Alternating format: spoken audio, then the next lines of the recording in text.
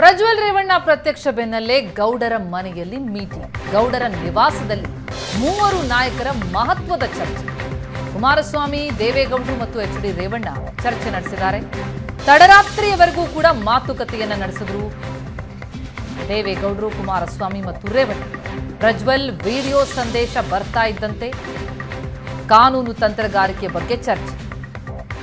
ರೇವಣ್ಣ ಮತ್ತು ಕುಮಾರಸ್ವಾಮಿ ಜೊತೆ ದೇವೇಗೌಡರು ಚರ್ಚೆ ನಡೆಸಿದ್ದಾರೆ. ಭವಾನಿ ಜಾಮೀನು ಅರ್ಜಿ ಮತ್ತು ಪ್ರಜ್ವಲ್ ಶರಣಾಗತಿಯ ಬಗ್ಗೆ ಕೂಡ ಚರ್ಚೆಯಾಗಿದೆ. ಕಾನೂನು ಹೋರಾಟಕ್ಕೆ ವಕೀಲರ ನೇಮಕಾತಿಯ ಬಗ್ಗೆ ಕೂಡ ಮಾತುಕತೆಯಾಗಿದೆ. ಸುಮಾರು 1 ಗಂಟೆಗೂ ಹೆಚ್ಚು ಕಾಲ ನಾಯಕರ ಚರ್ಚೆ. ವಿದೇಶದಿಂದ ಒಂದು ವಿಡಿಯೋ ರಿಲೀಸ್ ಮಾಡಿದ್ರು ಪ್ರಜ್ವಲ್. ಮೇ 31ಕ್ಕೆ ಬರೋದಾಗಿ ವಿಡಿಯೋದಲ್ಲಿ ತಿಳಿಸಿದ್ದಾರೆ. ವಿಡಿಯೋ ಬರ್ತಾ ಇದ್ದಂತೆ ಗೌಡ್ರ ಮನೆಯಲ್ಲಿ ಮೀಟಿಂಗ್ ನಡೆದಿದೆ. ಈ ಬಗ್ಗೆ ಡೀಟೇಲ್ಸ್ ಕೊಡ್ತಾರೆ ನಮ್ಮ ಪ್ರತಿನಿಧಿ ರಮೇಶ್ ಈಗ ಸಂಪರ್ಕದಲ್ಲಿದ್ದಾರೆ. ರಮೇಶ್, ಪ್ರಜ್ವಲ್ ರೇವಣ್ಣ ವಿಡಿಯೋ ಬಿಡುಗಡೆ ಆಗ್ತಾ ಇದ್ದಂತೆ ಮೇ 31ಕ್ಕೆ ಬರ್ತಾರಾ ಇಲ್ವಾ ಅನ್ನೋದ್ರ ಬಗ್ಗೆ ಬಹಳಷ್ಟು ಪ್ರಶ್ನೆಗಳಿರುತ್ತೆ.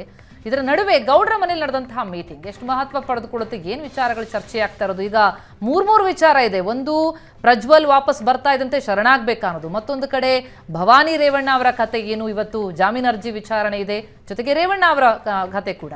ಹಾಗಾಗಿ ಇದೆಲ್ಲದರ ಬಗ್ಗೆ ಕಾನೂನಾತ್ಮಕವಾಗಿ ಹೋರಾಟಕ್ಕೆ ಒಂದು ಚರ್ಚೆ ಆಗ್ತಾ ಇದೆಯಾ ಅಂತ?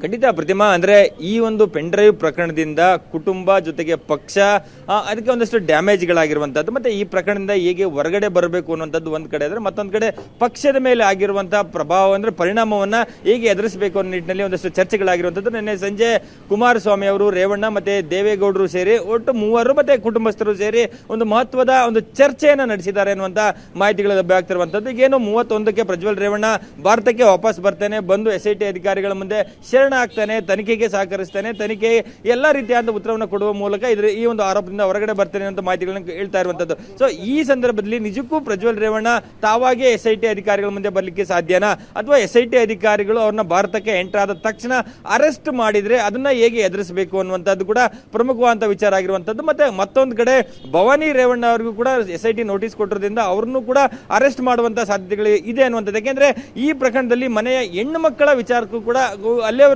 ಕೂಡ ಈ ಪ್ರಕರಣ ಬಂದ್ ನಿಂತಿದೆ. ಅವರಿಗೆ ನೋಟಿಸ್ ಅನ್ನು ಕೊಡಲಾಗಿರುವಂತದ್ದು, ಮತ್ತೆ ಅವ್ರನ್ನ ಅರೆಸ್ಟ್ ಮಾಡಿದ್ದೆ ಅದರಲ್ಲಿ ಅಂದ್ರೆ ಆ ಕುಟುಂಬಕ್ಕೆ ಇರುವಂತಹ ಒಂದು ಮರ್ಯಾದೆಯಲ್ಲಿ ಇನ್ನೂ ಹೆಚ್ಚಾಗಿ ಮರ್ಯಾದೆ ಹೋಗುತ್ತೆ. ಸೊ ಹಾಗಾಗಿ ಇಂತಹ ಸಂದರ್ಭದಲ್ಲಿ ಹೇಗೆ ನಾವು ಕುಟುಂಬವನ್ನ ಕಾಪಾಡಿಕೊಳ್ಬೇಕು ಅನ್ನುವಂಥದ್ದು, ಮತ್ತೆ ವಕೀಲರನ್ನ ಭೇಟಿ ಮಾಡುವಂತದ್ದಾಗ್ಲಿ, ವಕೀಲರ ಮೂಲಕ ಯಾವ್ಯಾವ ಏನೆಲ್ಲ ಕಾನೂನಾತ್ಮಕ ಅಸ್ತ್ರಗಳಿದೆ ಆ ಎಲ್ಲಾ ರೀತಿಯಾದಂತಹ ಒಂದಿಷ್ಟು ಚರ್ಚೆಗಳಾಗಿದೆ ಅನ್ನುವಂಥದ್ದು. ಅದರಲ್ಲಿ ವಿಶೇಷವಾಗಿ ಈಗ ರೇವಣ್ಣ ಅವರು ಜೈಲಿಗೆ ಹೋಗಿ ಬಂದದ್ದಾಯ್ತು, ಜೊತೆಗೆ ಆ ಪ್ರಕರಣ ಒಂದಿಷ್ಟು ತನಿಖೆ ಮುಂದೆ ನಡೀತದೆ. ಆದ್ರೆ ವಿಶೇಷವಾಗಿ ಪ್ರಜ್ವಲ್ ರೇವಣ್ಣ ಮತ್ತೆ ಭವಾನಿ ಅವ್ರನ್ನ ಒಂದು ರಕ್ಷಣೆ ಮಾಡಿಕೊಳ್ಳುವಂತ ವಿಚಾರದಲ್ಲಿ ಕಾನೂನಾತ್ಮಕವಾಗಿ ನಮ್ಗೆ ಏನೆಲ್ಲ ಅಂಶಗಳಿದೆ, ಅದನ್ನ ಯಾವ ವಕೀಲರನ್ನ ಭೇಟಿ ಮಾಡಬೇಕು, ಯಾವ ರೀತಿಯಾಗಿ ಮುಂದುವರಿಬೇಕು ಅನ್ನೋ ನಿಟ್ಟಿನಲ್ಲಿ ಒಂದಿಷ್ಟು ಚರ್ಚೆಗಳಾಗ್ತಾ ಇದೆ. ಸೊ ಇದರ ಜೊತೆಗೆ ಒಂದಿಷ್ಟು ರಾಜಕೀಯವಾಗಿ ಕೂಡ ಒಂದಿಷ್ಟು ಚರ್ಚೆಗಳಾಗಿದೆ ಅನ್ನುವಂತ ಮಾಹಿತಿಗಳು ಲಭ್ಯ ಆಗ್ತಾ ಇರುವಂತದ್ದು. ಹಾಗಾಗಿ ಈ ಚರ್ಚೆ ಒಂದು ಮಹತ್ವವಾದಂತ ವಿಚಾರಗಳನ್ನ ಏನೋ ಚರ್ಚೆಗಳಾಗಿದೆ ಆ ಒಂದು ಸಂದರ್ಭದಲ್ಲಿ ಅನ್ನುವಂತ ಮಾಹಿತಿಗಳು ನಮಗೆ ಸಿಗ್ತಾ ಇದೆ.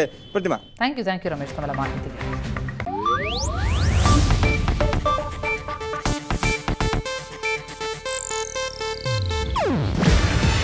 ಇದು ಏಷ್ಯಾನೆಟ್ ನ್ಯೂಸ್ ನೆಟ್ವರ್ಕ್ ಪ್ರಸ್ತುತಿ. ನೀವು ನೋಡ್ತಿದ್ದೀರಾ ಏಷ್ಯಾನೆಟ್ ಸುವರ್ಣ ನ್ಯೂಸ್.